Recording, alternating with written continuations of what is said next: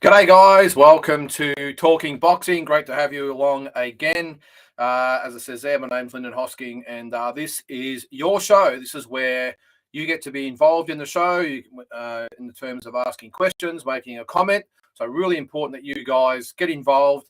And as I said, the comment section's there. So make sure you put that comment or question in there, and let's talk some boxing. So I've got a lot to get through tonight. There's been so much going on lately in the world of especially Australian boxing at the moment. I know that's obviously where we put out most of our focus, but so much going on. We did the boxing deep dive show last week. I did it with Mike Altamura, and how good was that to have Mike Altamura on the show? Just one of those guys who just knows absolutely everything about boxing. I don't think I've ever met anyone that knows more about boxing than Mike Altamura. We all might think we know, but this guy knows his stuff. So great to have him on. I think he's going to be on again this week. Tassie and Peter are still away. Tassie's got a bit on. He's away at the moment. Peter, I think he's in Brisbane, I think, for the Opetaia fight. He's got Joel Camilleri on the undercard, and Faris Chavalier as well. Is he with Chavalier? No, he's not with Faris now. He's with Joel, so he'll be up there for that. So he'll be away again this week. But again, we should have Mike Altamura back on, so really looking forward to it. The other shows we've got coming up that haven't been on for a few weeks now, the classic fights and the dream fights, will be back this week. We're recording this week again with Mike Altamura. I think the classic fight is going to be Michael Moorer, Bert Cooper. So I'm not sure whether you've seen that in the past. So check that one out. And also the dream fight. This is a doozy for the Aussie fans. We've had Costa Tszyu on quite a few times, but this time we've got his son, Tim Tszyu, up against another Aussie great in Troy Waters. So what a great fight that should be. So really looking forward to doing that one with Mike. That should be out next Monday morning.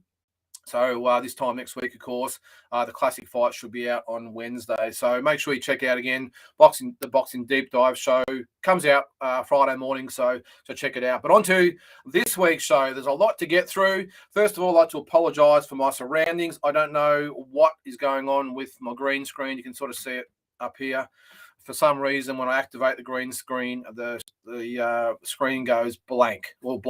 So apologies for that. You're going to have to look at my blurred out studio. But anyway, it's not about the studio. It's about what is happening on screen. So again, as I said at the start, make sure you put a comment in the comment section there or a question. This is about you. I've got a lot to get through myself, but really want to have your input. And no matter what it is, doesn't have to be even current events. Could be something that's you want some clarification on, or a question you might want answered about a particular fight, or whatever it might be.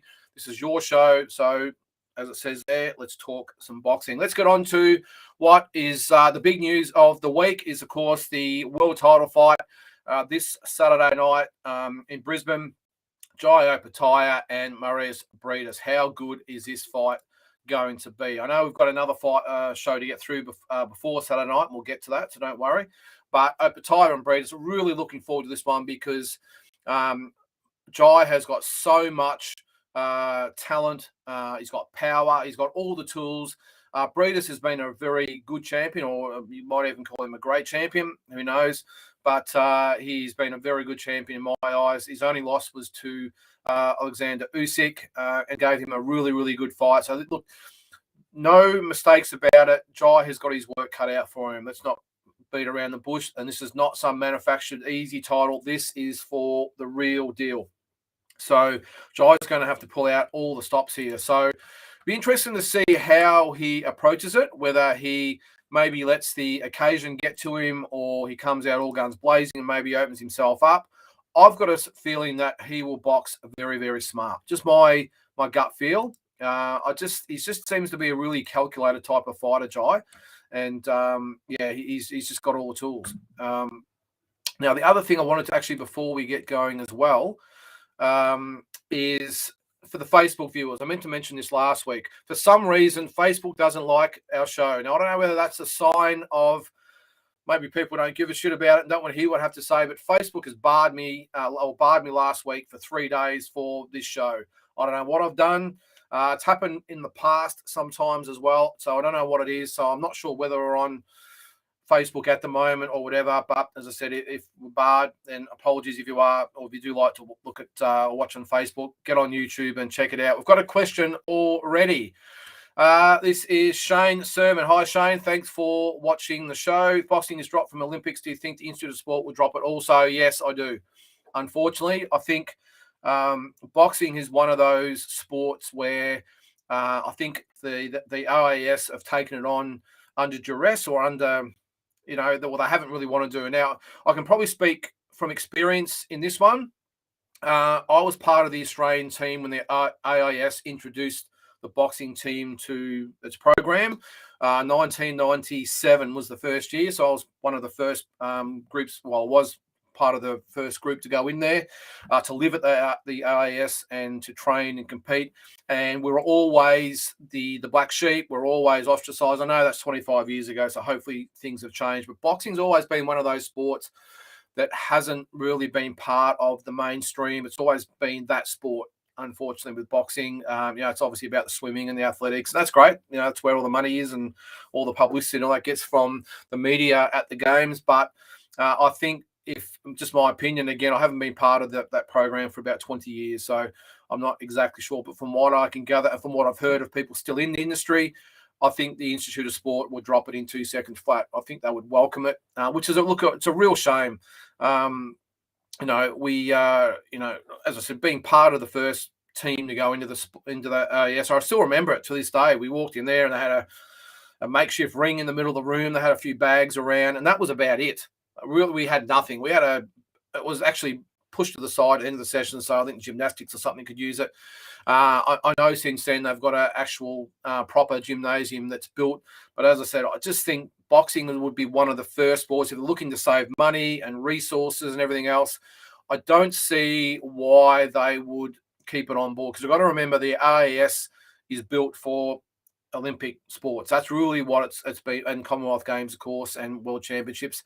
It's not really been one of those sports that just, hey, let's just be good guys and have a boxing facility. And I'm not sure whether you would have seen last week in the deep dive show, myself and Mike Altimer discussed this at length, whether if the Olympics, whether amateur boxing would actually die in general. Unfortunately, I think it would not die to the extent where it's completely gone, but I just think there's no real reason, or the carrot at the end of the hanging out there as far as the Olympics go. So, look, it's a real shame. I really hope they don't. And look, take it from me, the AIBA, so AIBA, that have run this sport for so many decades, all a bunch of criminals, in my opinion. They've got what they deserve. But I just really hope. I did see that there's a new mob that are now running the AIBA. It's now just called the IBA, I think it's called.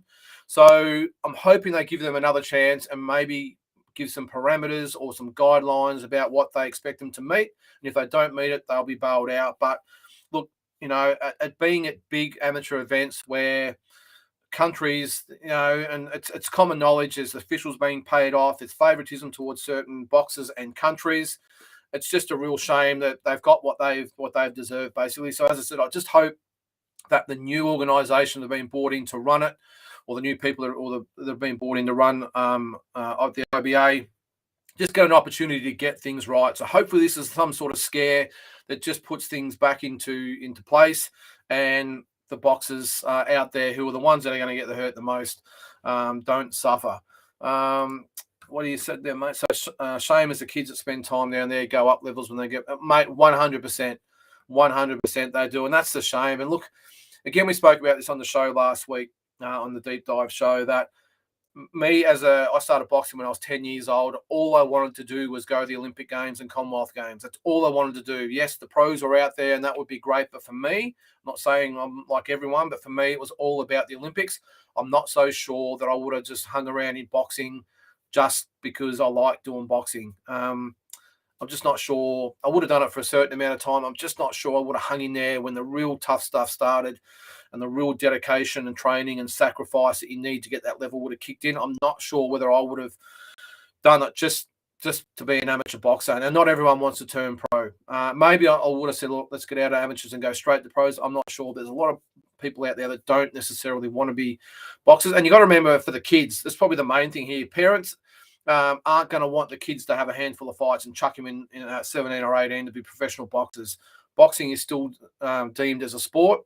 So I just think that will be an absolute shame if that sport that they play, and we know they don't play boxing, but a lot of parents do view boxing as a sport, into amateur boxing or Olympic style boxing, whatever it might be called these days. So it's a real shame, but unfortunately, mate, yep, I have to say that I think boxing as a sport would die, and that would be just tragic, considering how much progress we've made over the years. We've just got to look at the moment with the professionals. All these young guys and girls that are coming through in the pros, they've all been gun amateurs, all of them. The Liam Wilsons and Sky Nicholsons and all these fighters coming through at the moment, they've all been gun amateurs. Harry Garside, another one, of course, who just won a bronze medal. So would those fighters get the fights they need and the experience they need without that? I'm not so sure. There are some, like probably Harry Garside and a Sky Nicholson, would probably just have enough fights to get enough experience to turn pro, but I just think they're just one in, maybe 10,000 fighters out there, or 2 out of 10,000 fighters that would not hang around. And let's face it, in Australia, we've got so many choices for sports. All the football code, and of course basketball is going nuts, and then there's the baseballs, and now MMA is coming through, and it's just, it's a tough one. But yeah, unfortunately, I think yes, it is a shame, but I just don't see the future. Paul, you're joining us there. Yes, I am on Facebook. Beautiful. That's good. I can see it. I will check to see. Now, it's not coming up on my feed. I'm actually on here at the moment. Let's have a look. I'll have a look and see. But I'm currently not live. Unfortunately, on my page it is. So maybe I've been barred. I don't know what it is, but it just doesn't like me, unfortunately. I'll just go back there, see if I can switch and see whether I'm live. But it's good to see, mate. I want to keep it up, because if you guys are commenting on it, I want to be able to see the questions. Yes, I am up. There you go. I am live on that. No comments in there yet, of course, but YouTube's coming through. So thanks, Paul. Thanks for watching, mate. Live on the deep dive page. So good to see. What's this one here? See the baseball in the States fight? No, I didn't. I didn't see that, mate. So maybe send me the link to it. I'm assuming it's the baseball fight in the States, I'm thinking there, Paul. So yes, I didn't say it, mate, but I'm just gathering what to YouTube to make a comment. Yep. So it's coming through. I can actually see the comments coming through, but anyway, so yeah, keep the questions coming through, guys. As I said, if you're just joining us, make sure you put a comment or a question in there, because this is about you. I want to interact with you guys. I've got a lot of stuff I can talk about, but keep the questions coming and the comments, because we really want this interactive. I have had a few people say, or we get a lot of people actually watch this show after the event. Now, I understand Monday, 7:30, there's a lot of, there's football shows on and whatever might be going on. It just seems to be, I like to get into it nice and fresh after the weekend, so we're not competing with a lot of stuff during the week. But I have had a lot of people say they watch it after the fact. I don't really want to... the option, of course, was to record the show and then just put it on YouTube. I don't really want to do that. That's why we do our Thursday show. But look, if you have got a question beforehand you want to give to us, then send it through so we can answer it. But even better, keep the questions firing. I love this live interaction, so it's good. So I'm going to continue on. We've just discussed obviously Olympics, and of course you heard what I said there. Unfortunately, I think amateur boxing is in a bit of trouble if it gets kicked out of the Olympics. I think they still have a little bit of time. I think they've got a couple of years to get their act together and to show them certain things. But unfortunately, if they don't come through and the judging doesn't improve, and a few other bits and pieces don't improve, it is one of the most corrupt sports in the world, unfortunately. It's boxing, let's face it, but let's hope they straighten it out and get back to giving people a chance, or young people a chance to be boxing, because it's done so much for me, growing up, and obviously tens of thousands or even millions of people that have taken up boxing over the years. So we're talking about the Marius Briedis Jaya Petaia fight. As I said, it's in Brisbane. The Gold Coast, I should say. I'm not sure whether I said Brisbane at the start. But it's actually on the Gold Coast. It is at let me have a look, the Convention Centre, the Broadbeach Gold Coast Convention Centre in Broadbeach. So the main event there, Marius Briedis Jaya Petaia. Briedis is 28-1. As I said, that one loss to Alexander Usyk. Jaya Pataya, 21-0, and just has all the tools. What do you guys think? Does he stand a chance? I think he does. I think he's a great young talent. I think he's come through the right way. The youngest Olympian that Australia's ever put out there. I think he was only 17 or 18 at the time, back in 2012. This guy has got all the tools.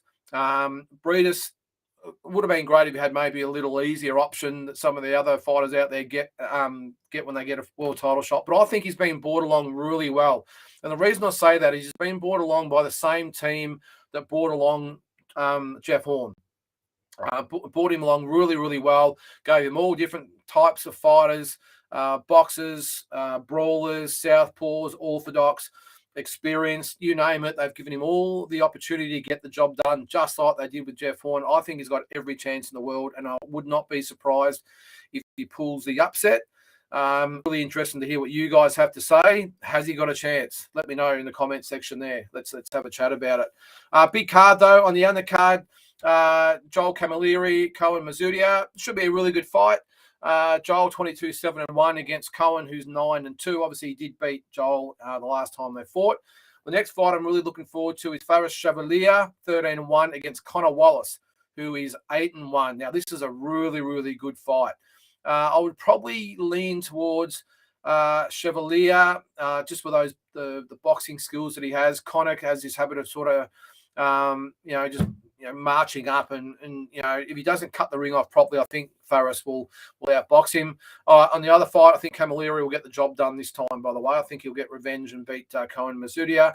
The return of the head splitter, Isaac Hardman, 12-1. He's, of course, coming off that second round demolition loss to Michael Zarafa.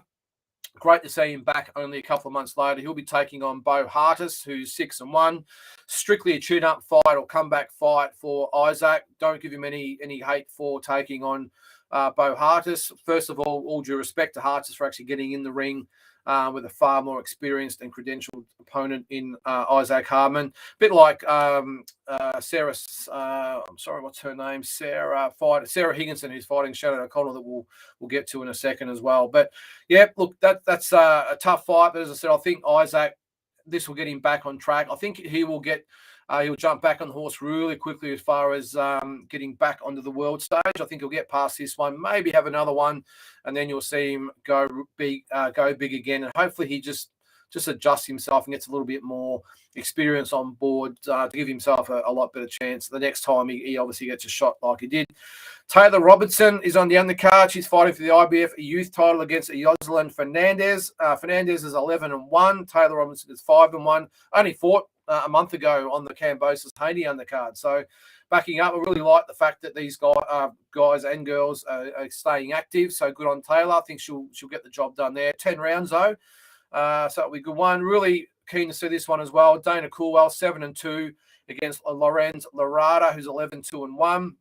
Now, it's a really good fight. 8 rounds. I'm really happy they've put Dana Coolwell back in. He obviously lost his last fight. That was on the Tasman Fighters card. He lost to Ender Luces over 10 rounds. I thought he was actually a little bit stiff between you and me. I thought he did enough to win. It was a close fight. But I'm glad they haven't thrown me straight back in the deep end as far as being one of the main fights of the card. Just give him an 8-rounder. He's only had 9 fights. Maybe he just needs that 3 or 4 fights just on these types of cards. Get his confidence back, a little bit more experience, and then he can look to step up from there. There's no hurry with him. As I said, 9 fights. Maybe get him up to 15, 16 fights, and then maybe step him up again. But Tasman Fighters doing a great job there. This should be a good fight as well. Miles Zalewski loves to throw bombs. He's up against Shiva Mishra, 8-5. Miles Zalewski is 10-2. Should be a good fight. The other one on the card is David Nyika, the Kiwi. He's up against Lewis Masters. That should actually be a pretty good fight because Masters, you can see, he obviously models himself after Mike Tyson. Whether or not he's got enough skills against Nyika is another thing, but remains to be seen. Paul Jai to make a big statement. Joel Camilleri to win too. Yep, as I said there, I think Joel will win that one, and I'm glad you're with me, mate. I think Jai will get the job done. Look, it's no bones about it. It is a tough fight. You couldn't probably ask for a tougher test to win the title, but the good thing is if he gets the shot, or he wins the title, he knows he's well and truly earned it against the guy in the division. He's got a shot from the outside. Yes, 100%. I don't think he can afford to get into a slug match with a slugfest with Breedis. Breedis can punch. So I think my sort of view of what he will probably try and do is box smart for the first 3 or 4 rounds. Just try and get his range. Big occasion, of course. People can do all sorts of things in those occasions or that atmosphere. So I think he'll box smart. Maybe get his range as the 3, 4, 5 rounds goes past. Then you might even see him start to sit down on his punch a little bit after that. But I think more than anything in these types of fights, you need to get your footing, need to get your range, your timing, and just your confidence in these big events. It's easy from the cheap seats, but when you're in there, I think he will take that through 2, 3, 4 rounds to just get himself set, and then you might see him pick it up from there. Dana takes the tough fights. He's beautiful to watch. Yeah, I'm glad you say that, Shane, because I agree. I've got no doubt he will take the fights, but I think as far as managing him goes, he's lost 2 close fights, don't forget. Both fights he could have won. But, so I think the 7-2 record is very, very misleading. But I just think maybe just take the sting out of his career just for a little bit. Let's get him 3 or 4 wins to get his confidence back up. Get him up to, as I said, 12, 13, 14, 15, even 15 fights, and then step him up from there. He's not in any hurry, I don't think. He's only a young guy. He's got plenty of time. So I just think they should just take the time with him. The Tasman fighters are going to be doing a lot of cards in conjunction as well with DNL as well. So he's going to have a lot of opportunities to get fights during the year. Keep him active. Maybe give him 4 fights a year for the next maybe 6 months. A year and 6 months or 18 months, and then just see whether he's ready to step up after that, because it can be quite telling for a young guy to be beaten on as the main event. So there's no reason, I don't think, to keep stepping up if you don't have to, when he's got so many cards he can apply his craft on. So also on that card is Austin Akuso. Very, very impressive, this guy as well, against Lawrence Titter is his name. I hope I haven't mispronounced that, but Lawrence Titter, 2-0. Austin Ocasio is 4-0. So one thing I will say about this, what a awesome card this is. I know it's pay-per-view. It costs $60. This card is well and truly worth it. To see obviously the main event, but Camilleri, Mazudia, Chevalier, Wallace, Harman Hartis, Robinson Fernandez, Kulwell Ladrada, Zalewski Mishra, and the others, all great fights. So if you're considering whether you should buy it or not, get the fight. It will be a great night of boxing. So really looking forward to that one. Again, congratulations to Tasman Fighters and DNL for putting on such a great card and investing so much money in what should be a great event. All right, so let's keep moving on this Wednesday, June 29th in Brisbane. So plenty going on for Queensland at the moment. So, heaps going on. They've got it all happening at the moment. I will say the only city/state that doesn't really seem to have much going on at the moment is Sydney. We've obviously had the Melbourne thing going on. We had Zarafa Harbin first, and of course the big one, Cambosis and Haney. And now it seems to all be happening in Queensland. So come on, Sydney, you got to up your game. Spend a few bucks to get some good fights there. So, but yeah, Brisbane Entertainment Centre. We'll go over the card here. Convention and Exhibition Centre, I will say. Headline, of course, by Liam Wilson, 10-1 against Matias Rueda, 37-1. The only loss was against Oscar Valdez 3 years ago, I think it was, for the world title. So a massive step up for Liam Wilson. Can he do it? Give us your opinion in the comments there. I think he can. I think Liam Wilson's got all the tools in the world. I think he can win this fight and then really step up from there. And you've got to remember, too, he's only had 11 fights. That's one thing I will say with all these, whether it be No Limit or DNL or anyone else for that matter, I'm not quite sure why the rush with some of these guys to get them world title fights really quickly. Liam Wilson with only 11 fights. I think this guy's a perfect opponent for him. Again, if you watch a deep dive show last week, Mike Altamura sat ringside for Rueda's world title loss back in 2019. He was there and said that he's a great opponent for Liam Wilson. Liam Wilson can get the job done, but again, these are the types of fighters I think he's ready for. As long as they just don't take him too quick, get him up to 16 or 17 fights. I think that should be sort of the benchmark for world title fights these days. But look, really, hats off to Liam Wilson. He obviously avenged his only loss in his last fight after being knocked out in 5 rounds, I think it was, before that. So regardless of what shape that his opponent, Noine, turned up in, I think it was 4 kilos overweight. End of the day, you still got to confront your demons, and that can be a massive thing. No matter what shape your opponent's in or how they've turned up on weight, not on weight, just to confront those demons where you've been beaten so convincingly by a fighter and stopped. That itself was just a massive tick for Liam Wilson going forward. And as I said, I really think he can win this fight and go on to bigger and better things.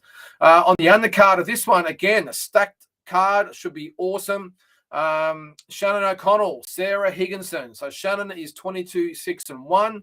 Sarah Higginson is 3-1-1. Again, it's probably just like the Hardman situation. Higginson's not really been brought into, as a I think as a real threat to Shannon. But Shannon, this is not the type of fight Shannon would want, I will say. She would want the absolute best. I know she's been banging down the door for that Ebony Bridges fight.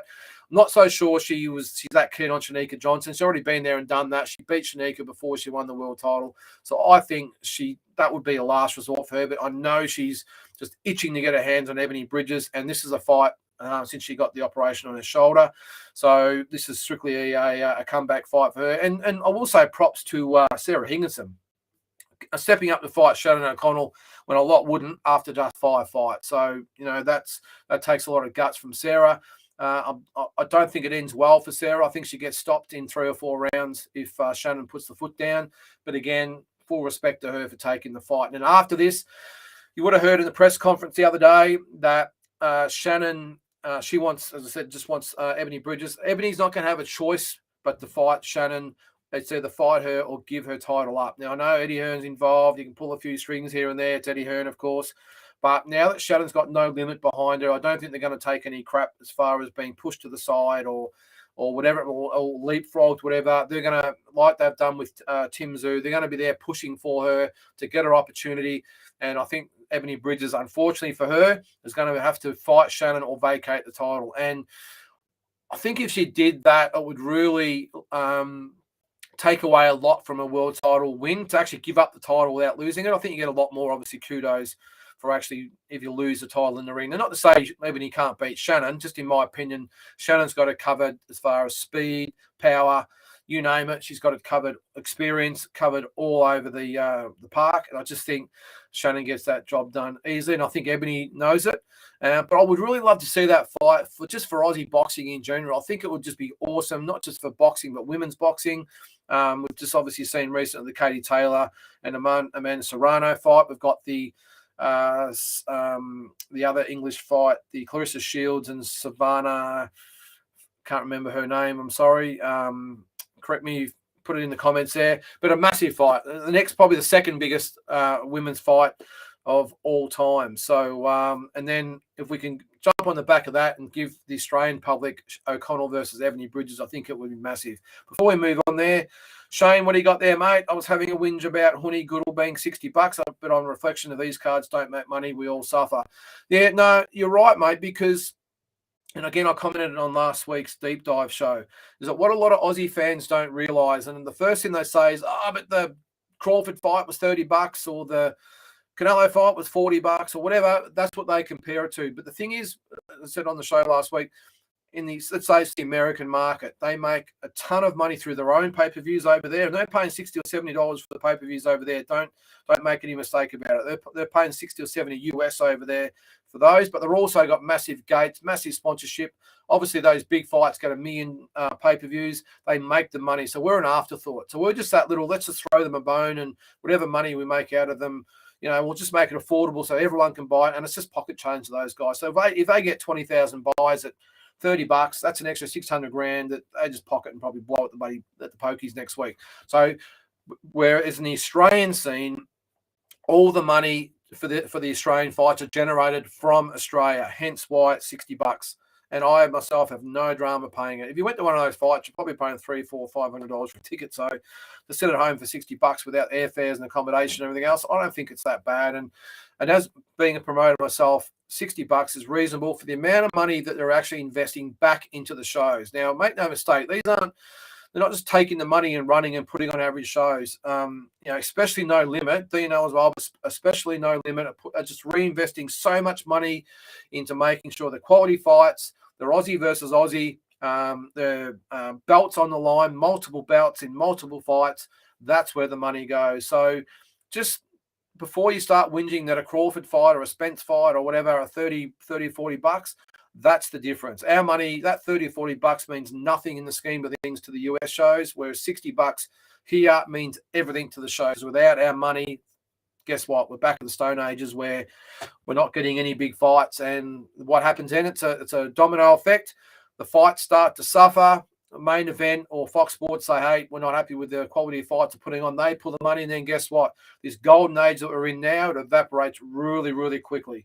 So that's why before you're debating about whether to fork out 60 bucks, just keep that in mind. Paul, you've got a comment about Nikita Tszyu and Ben Horn causes the big upset. I'm putting out there. Hello, are you all right in there, Paul? Just asking, mate. I hope you're Savannah Marshall. Sorry, just answer that question before with Clarissa Shields. Paul, mate, I love your enthusiasm. Anything's possible, I will say. But what I will say is that there's no way in hell they'd be putting Nikita Tszyu in at this stage of his career with someone that could possibly actually have a chance of beating him. That's all I'm going to say. Ben Horn, he's durable, he's tough, but unfortunately for him, he's not a big puncher. He's not his brother Jeff, of course, and we're not pretending that he is. But he's a good, honest, tough fighter. But I just think you need to be more than that to beat a Nikita Tszyu. So, mate, I'm with you. I hope we get a good fight. Props to Ben Horn for taking the fight. I think it ends pretty badly for Ben. I think he'll give a lot better fight than the other two, of course, has or did. But whether it's enough, I don't know. But mate, if he does pull the upset off, you're going to be the first one that I mentioned on this show that we know nothing and Paul knows everything. So, but it should be a good card. I'm actually going to go over that as well. So yeah, as mentioned there, Andy, thanks, mate. It's Clarissa Shields, Savannah Marshall. Sorry, I've got to get up to speed a little bit with the women's side of things, but that should be a massive, massive fight. Marshall, of course, is the only fighter that's beaten Shields. She beat her at the excuse me if I'm wrong, 2012 Olympics or World Championships, whatever it might be, but the only one that actually beat her in amateurs or pros. So, so that should be another big fight. What we got there? Support, yes, 100%. As I just said, mate, support Aussie boxing. Put your money in, 60 bucks. I know it's easy to say it's only 60 bucks, but as I said before, in the scheme of things with airfares, accommodation, and the cost of the ticket, everything else that goes into it, 60 bucks to sit at home in the comfort of your own on couch and have a beer or whatever it might be, or even get your mates to chip in. 60 bucks is not that much. Get half a dozen mates, it's 10 bucks. So so just maybe think 2 or 3 dimensionally without just looking at what our fights cost compared to the Americans. Let's move on. So we've gone over the undercard for Liam Wilson, or have we? No, not yet. So as I said, yeah, with Shannon O'Connell, Sarah Higginson, that's over 6-2s. Again, strictly a tune-up for Shannon, you would think. Really good undercard apart from that. Paulo Akuso, 1-0 against Robert Berridge. 30 wins, 8 losses, and a draw. So Berridge having his 40th fight. Akuso having only his 2nd fight. But I think it's a little bit misleading as well. Akuso's had a lot of amateur fights. I don't know, it's not the same as pro, but this guy, he's got all the tools in the world. I definitely think he can win a world title. Whether or not he can do it in record time, I don't think so. But you know, he definitely talks a big game, I suppose, doesn't he? I think I've been on record as saying I didn't like what he had to say about Berridge at the press conference before this. Basically, I think he actually, not basically, I think he literally called him a bum. I don't think when you've had one fight, you should be calling anyone a bum. I hate that term in boxing because anyone that gets in there deserves full respect, whether they're a world champion or a journeyman. So that's probably the only criticism I have of him.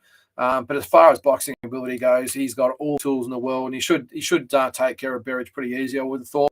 If you can remember, Berridge fought Isaac Harbin last year, and he looked shot. He looked very, very faded, and Harbin put him away. So I think he might. He'll go okay, but I think Akuso should put him away in 4 or 5 rounds. Just, again, my opinion. Also on the card, Benjamin Hussein, 5-1 against Wes Kappa, 22-4-1. Not a bad fight. This Hussein goes okay. Again, 5-1. Wes Kappa been around a long time, having his 28th fight here, so that should be a tough one. That's for the vacant IBO Oceania middleweight title. The Akuso and Berridge fight, by the way, is for the Australasian light heavyweight title over 8 rounds. Jake Wiley, really good young prospect. You'll remember him for beating, Dana Coolwell last year over 6 rounds. That one was. So, he's trained by Luke Meldon and Steve Della up in Brisbane. So he's in the best possible hands up there. 6-0 against Patrick Clark, 2-3. So you would expect Jake Wiley to win that one. Justin Hodges, Ben Hannett, probably less said about that one, the better. I'm sorry, I just don't go for these types of fights. I'm all for rugby players having a go at boxing as long as they are rugby players having a go at boxing. 6, 8, 10 round fights like Paul Gallen. Got all the respect in the world for him. Barry Hall, Sonny Bill Williams, they're having real fights. To go in and have 4 1-minute rounds or 4 2-minute rounds or 3 2-minute rounds, I'm sorry, I can't take it seriously. And don't to pretend to be something you're not, and pretty much base the whole promotion about it. I didn't like that, the way they've put Justin Hodges out there. I know it sells some tickets, but I'm sorry, I don't get it. Ella Boot, also on the undercard, 4-2s, 1-0 against Stephanie Fongwat, who's 1-0 as well. So, so a really good card. Free of course, Wednesday night on Fox Sports. So check it out. Should be a really good card. And a credit again to Tasman Fighters, No Limit, for putting on a really good quality free show. All right, let's go on to some of the other Aussie news. A couple of big announcements, obviously, were last week, the week before that, whatever it was. Tim Tszyu, Jamel Charlo, of course, George Kambosos, Devin Haney, 2. Hasn't officially been announced, but obviously Kambosos has enacted the rematch clause. What fight's bigger? I'll put it out there. What fight is bigger? Both fortified world championships, Tszyu versus Charlo or Kambosos versus Haney 2. What fight is the bigger fight? I know it shouldn't matter, but I'm curious about what you guys think. Before we get into that, Paul has got a comment. I may as well get in the ring and have a crack, or 3 by 10-minute rounds. Mate, you should. You may as well. Everyone else has done it. I'm sure down there you can do your War on the Bull 3 or 4, whatever it is down there, and you can headline it down there, Paul. I think, is it 3 or 4? What did we do down there? I think we did 2 War on the Bulls down that way. If you want to get in there and do 3 1-minute rounds, mate, you go right ahead. Shane has commented Tim versus Charlo. Okay, that's a surprising one. Tim and Charlo is bigger than Kambosos, Haney 2. I'll probably agree with you, Shane. I think, excuse me, I think with the Kambosos Haney fight, is it because he got beaten so convincingly? I think it's really taken the sting out of the rematch. I think most Aussie fans are like, we want it. It's good, but they're a bit blah about it. I think the response to the rematch has been, of course, we'll expect him to take it, but it's been, I don't know. And then you've got Tim and Charlo in there. I would think that Kambosos, if they're smart, would stay right away from that date, because all the attention, I would think, is going to be on Tim. Do it before or after the fight, not around the same time. I think it will get lost in it. What a time though, again, for Aussie boxing fans, if they're around the same time, maybe one's October, one's November, or November, one's December, whatever it might be. But the buzz around Aussie boxing at that time, Tim and Charlo will probably will be 100% in the States. Make no mistake about that. But whether it lands in Vegas or Texas or New York, whatever it might be, Charlo being the champion, I think he is from Texas. Forgive me if I've got that. Oh, that might be Spence. Whatever it is, but Charlo might get it to his hometown. But I think either that'll be New York or Las Vegas. I hope it's Las Vegas, because I will be there to cover that fight. I know you're keen for both there, Andy. I'm keen for both too. But just out of curiosity, if you had to have one or the other, what one are you going to take? As I said, I just think Tim and Charlo, suddenly all the attention and all the everything, the razzmatazz about boxing, it's all about, can Tim Tszyu do it? And I just think Kambosos or George, as I said, I just don't think the appeal is going to be there. And I think I said it on last week's show or the one before. I definitely said it on the review I did of the fight, that I don't think they should do it in Melbourne. I think they should, if they're going to do it in Australia, do it in Sydney. And you would have seen I did comment that maybe they should do it, even go to the States, give up home ground advantage.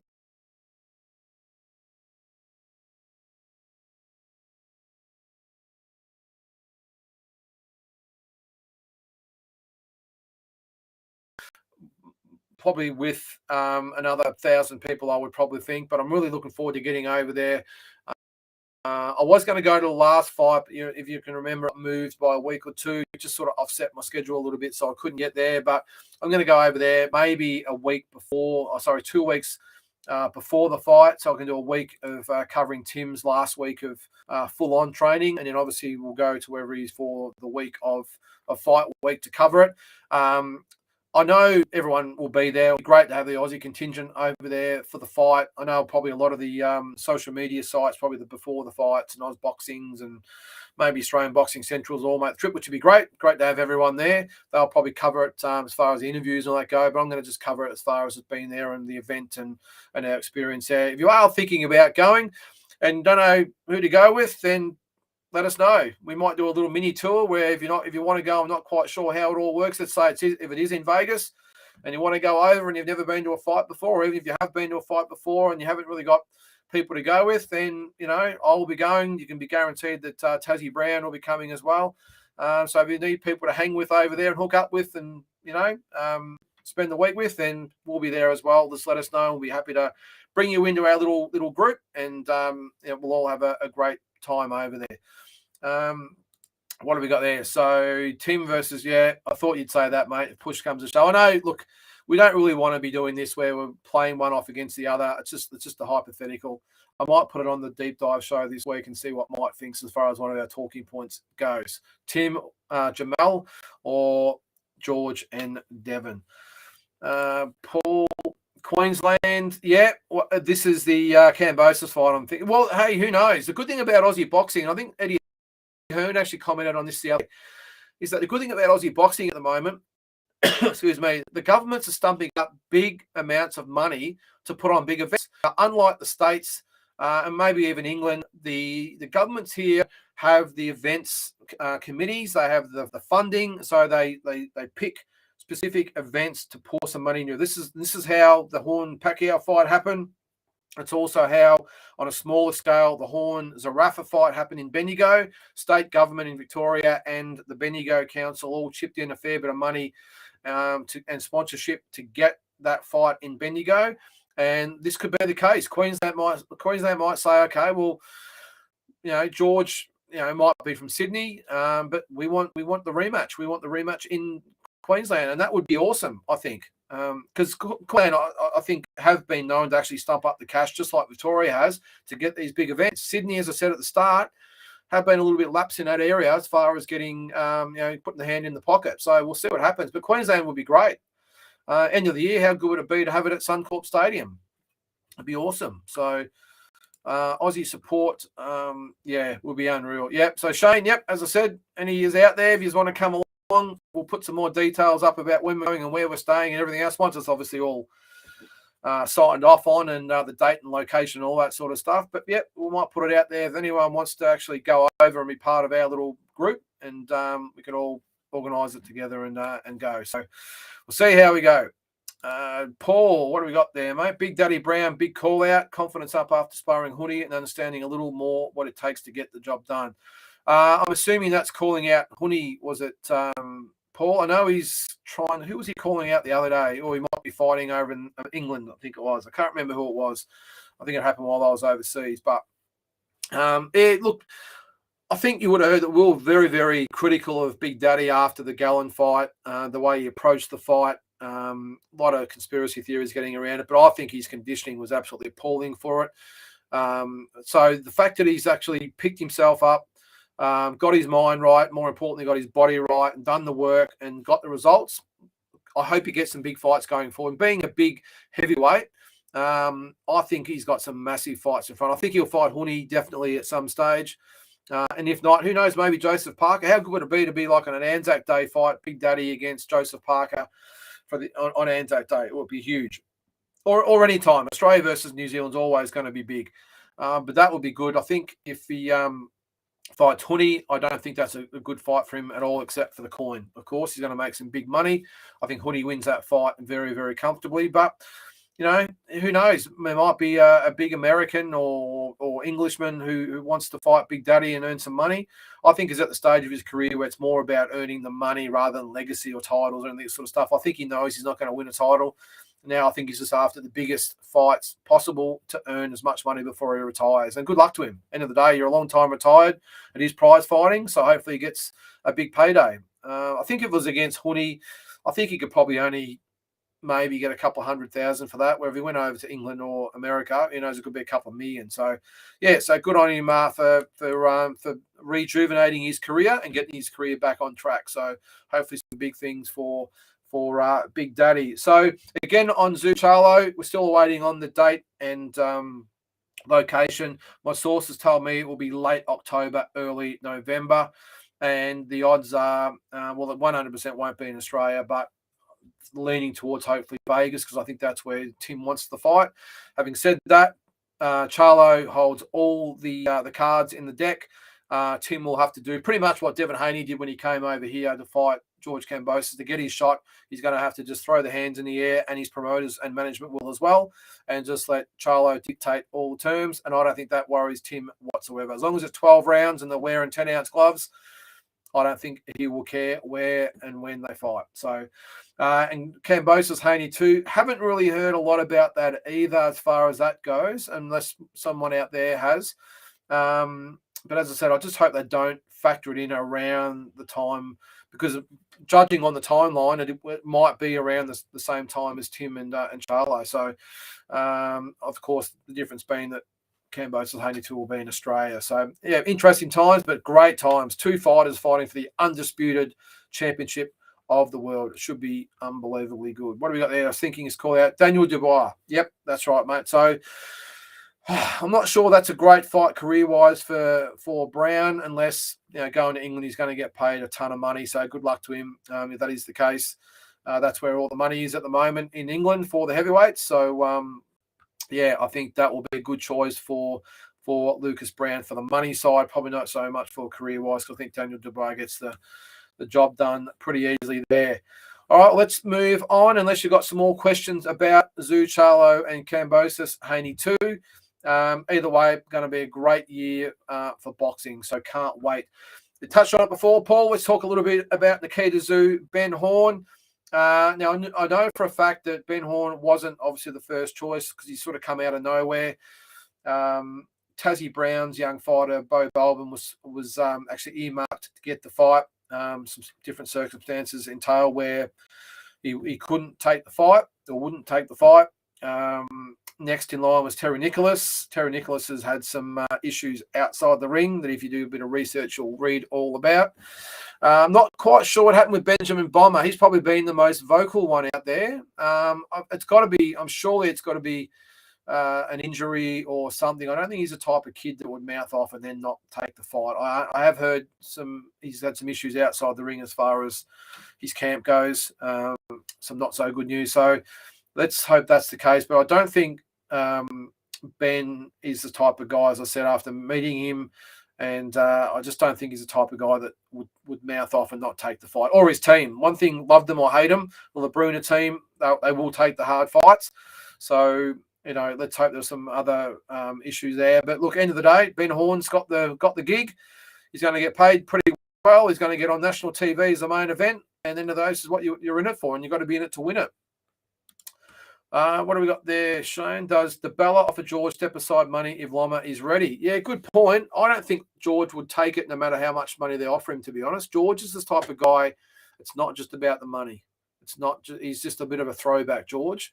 I'm not saying I agree. I'm not saying I'm a massive fan of his outside the ring. Inside the ring, I am. But as a businessman and as a fighter goes, you got to tip your hat to him. He's a throwback. So I don't think George would step aside no matter how much money the Bella would offer him. And how much I don't know exactly how these work, but let's say it was offered $1 million or $2 million. Look, you might not ever get a chance again to fight. Who knows? Lomachenko might beat Haney, and then you might say, well, I'm not fighting George. So it's a hard. I know George would probably, part of the condition would be that I'll take the money, but in the condition I also get the winner. But lots of things can happen in this sport. George will then probably have to take a tune-up fight. I don't know. There's lots of risks involved. I think George, while it's there, he will say, I don't care how much money you give me. I'm not stepping aside. I want this fight. Because let's face it, if Lomachenko beats Haney, which is a great possibility, who knows? He might say to George, who might have, if George loses the rematch, I'm saying, and then Loma beats Haney, Loma might say, well, George is the perfect first defence. It's a small world boxing. This whole age of zero losses, and we can't lose a fight or else the sky's going to fall. It means nothing. Look at Lomachenko.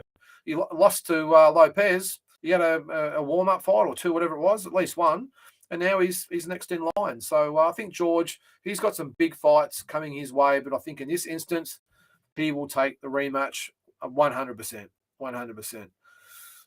So, yeah, but then again, we'll see what happens. But knowing George like we do, not personally, but from what I've seen, I think he wants that rematch, right or wrong.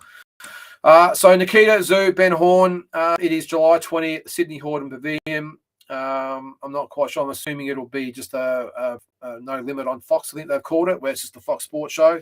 So that should be awesome as well. What have we got there? Hang on, let's have a look here. I'm just going to go to Facebook for a second because I'm not getting all the questions through. I'm sorry, guys, if it's coming through. Who would have won? Who would have won? Lyndon Hoskin or Harry Garza? Well, that's just a moot point, guys. We all know that I would have won. So, look at Harry's a great young talent. But thanks, Paul. Thanks for throwing that one in there, mate. I can't actually see it on my screen. I'm sorry if I'm missing some Facebook questions. They're just not coming up on my feed for some reason. I don't know whether I'm getting blocked or whatever it might be, but I'm just not getting. I'll see if I can get onto my Facebook page and see whether they're coming up. But at the moment, I can't see anything. Let's have a look. My page. So I'm switching now. Oh, yeah, the comments there. Who would have won? Okay, I can see it now. Lyndon Hoskins prime or Harry. Paul, Lyndon Hoskin would have won. All right, I've just put that straight. I was a welterweight, though. He was only a lightweight, though, so it's a little bit different. Paul, crossing over to Facebook. Oh, mate, doesn't really matter. Paul, agree. Wouldn't think Ben would just step away for no reason. Interesting. Look, I have heard he's had some issues with from his camp, a few health problems with some involved in his camp. So I won't comment on it because I don't think it's been made public, or it has. I don't really want to run with it, but I have heard he's had some people in his some of his camps had a few health problems, so maybe that's why, and he can't get the proper camp. But look, I think that would be a great fight, and I've got no problem with it not happening now. Benjamin Bomber's only had, I think, 5 or 6 fights, but he hasn't fought anyone remotely resembling a competitive fighter just yet. Nikita Tszyu just starting out. I think that's really got the potential to be in another couple of years a version of a Zerafa and Hardman. I really do. I think it'd be a great fight. Maybe not as big as that, but definitely the potential. If Benjamin Bomber can get another, in the next 2 years, can get another 6 or 7 wins, and Nikita at that time will probably have the same. I think it could be a really, really big fight for Aussie boxing. I really do. The one thing I would just say to probably Benjamin Bomber and his camp is to do this, because I know for a fact that Team Tszyu don't like fighters gobbing off too much and disrespecting them. Play by the rules and be respectful and go about it the right way. You'll get the fight. Don't be an idiot. So that would be my only suggestion to Ben. Just make no bones that you want the fight, but just stay on the down low about it. I would think. Just my opinion there. All right, what have we got there? Definitely live. Okay, both of them. Okay, yep. All right. Okay, so apologies again if you're putting Facebook questions up. I haven't seen them all. All right, yep, so nothing. Ben Horn, just love boxing. Yep, okay, that was a while back. All right, so on to some international stuff. Let's get on to the big fight, Canelo Triple G. Again, I will be going to this fight as well. It's September 17th in Las Vegas, has been confirmed. Tickets actually go on sale tomorrow. So I'll be going to that one. And also on that, so again, I'll cover that all for you. But also on that weekend, if you may be thinking, if you're out there looking to maybe to go to a big fight over there, one thing to look at is the expo over there. The Box Expo has been confirmed again for this year, where you go there. I think it's $30 to get in. And you go there, and all the old-time fighters of the past there. You've got to pay money, of course, but you get autographs and photos. It's a great day. So I'll be covering that as well. It's not overly cheap to get the autographs, and I will, because it's everything's about the coin over there. But I will be going to that, so I'll cover the Canelo Triple G fight. I'll be covering the expo and everything else that's going on up there. So looking forward. It's going to be a pretty expensive next few months, and very lucky I've got a lovely wife who lets me go. So looking forward to getting over there and covering both of those fights. So Canelo Triple G, who have you got? I think Canelo can stop Triple G this time. Having said that, I wouldn't be, even though I was very unimpressed by Triple G's last fight. I think the fact this is Canelo, I think it will get him up for the fight. I think he will be well prepared. I think mentally and physically. I think we'll see a different Triple G than what we saw in the Murata fight. So I think he'll come to fight. This is pretty much his last hurrah. I just think Canelo at super middleweight is a totally different beast than what he is at light heavyweight. He throws a lot more punches. He's a lot more active. All you got to do is jump on YouTube and look at Canelo as a super middleweight against when he's a light heavyweight. He throws twice as many punches, puts on twice as much pressure, and I think that will be enough to get the job over Triple G. I don't think he'll knock Triple G out. I've just got a feeling that he'll get rescued by the referee in about the 9th or 10th round. I think Canelo will really start to let him go and really start to nail Triple G. He'll be too brave for his own good, and the referee will stop the fight, as I said, in 9 or 10.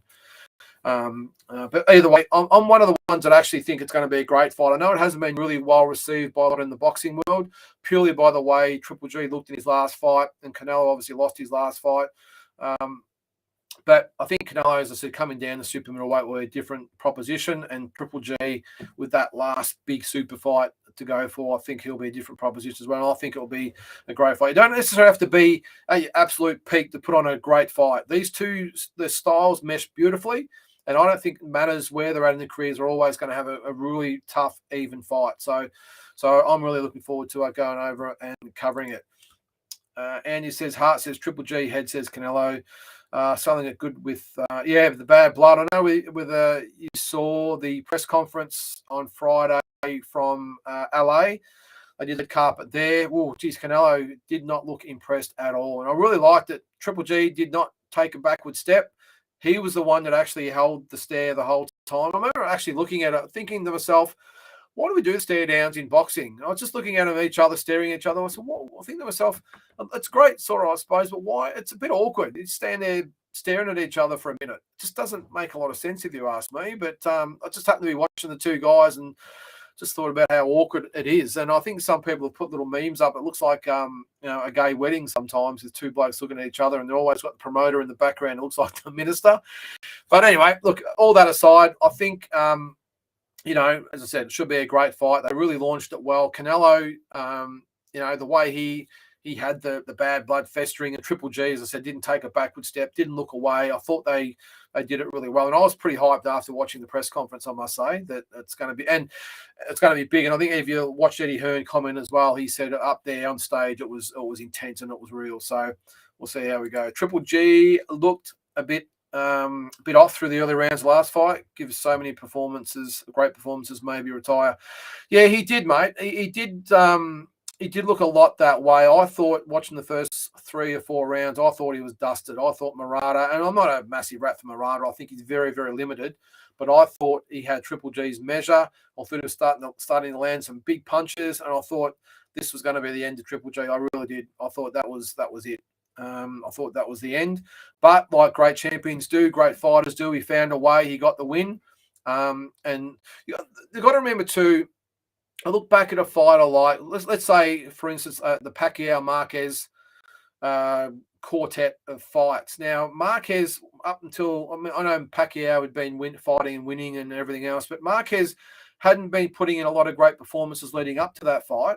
But it was the Pacquiao factor that drew the greatness out of him, and he got his revenge in the 4th fight, of course. And I was at that fight, by the way.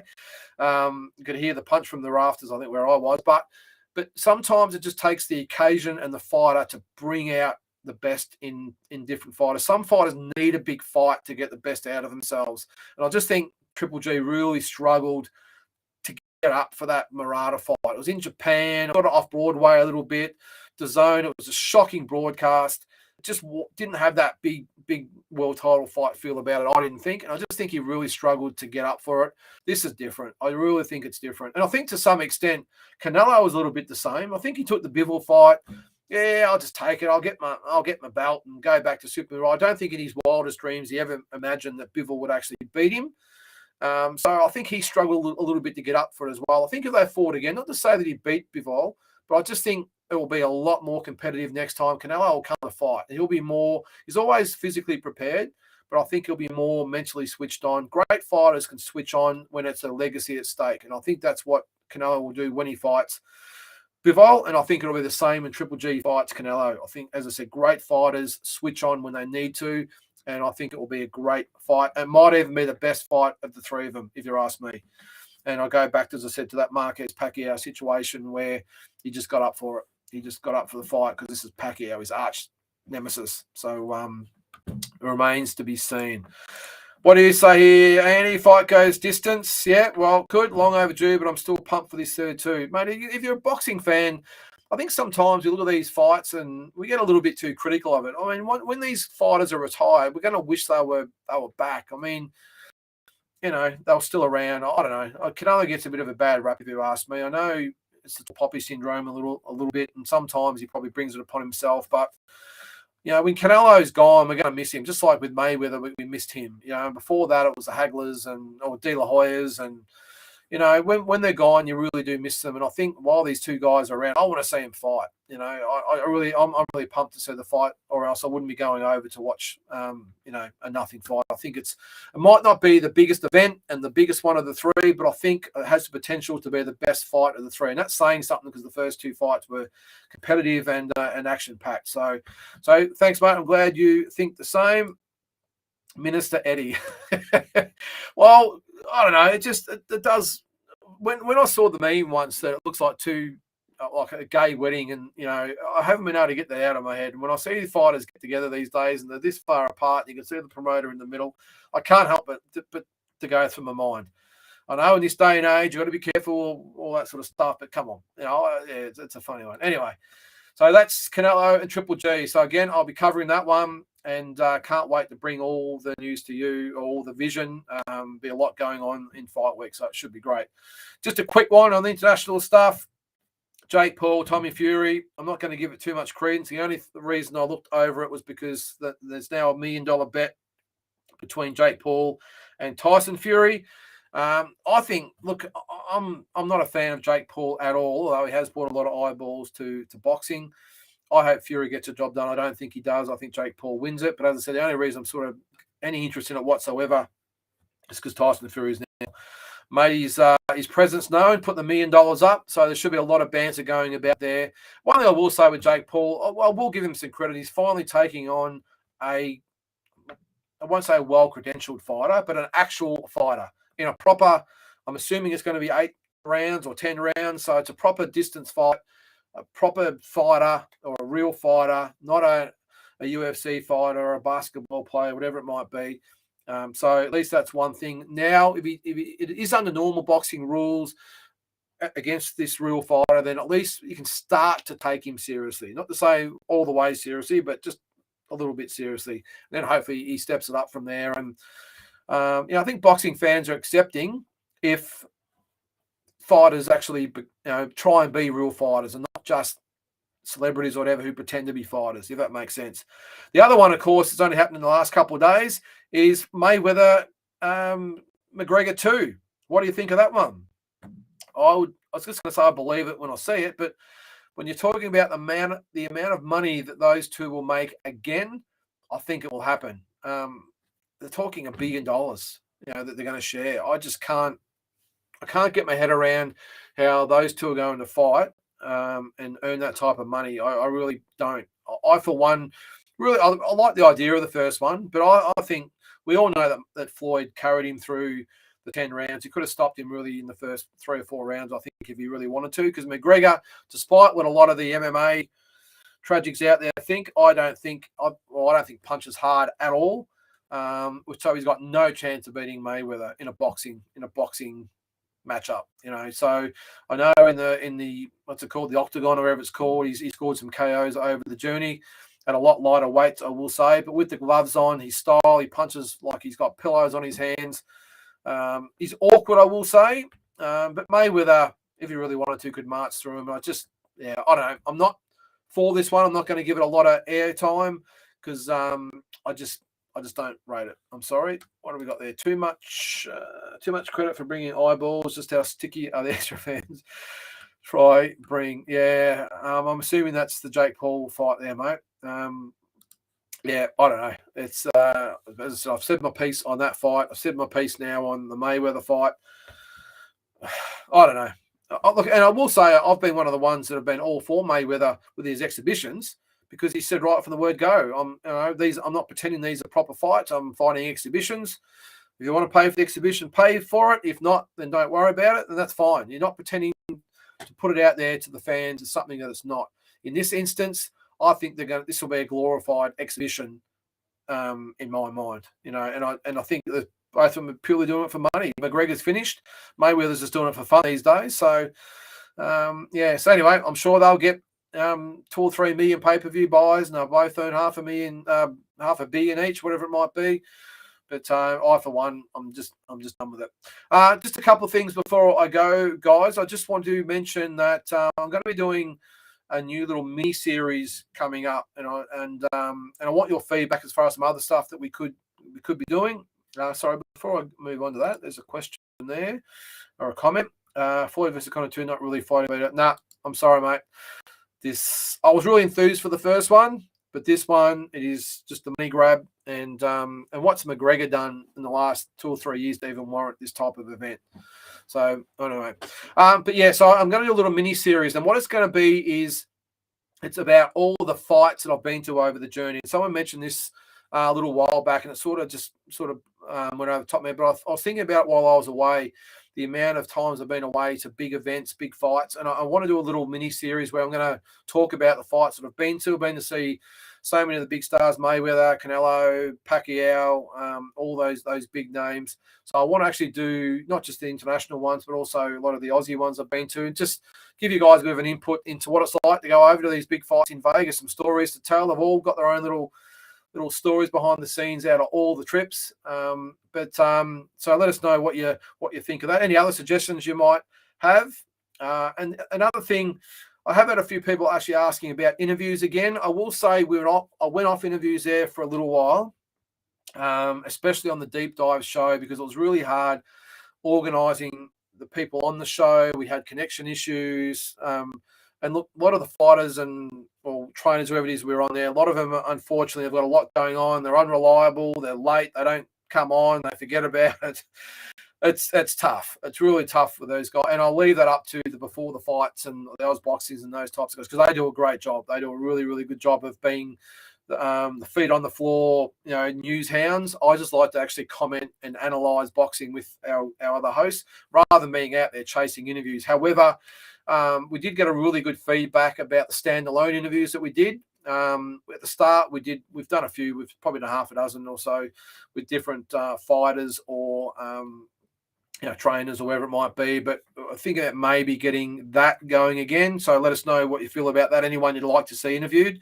We sort of did a semi type of show that where we did the classic fight with Jeff Fennick when he did Azuma Nelson. Check it out on YouTube, where he was actually on the show and we went over the fight and the lead up to it and the camp and all what was happening during the fight and all that sort of stuff. So that was good.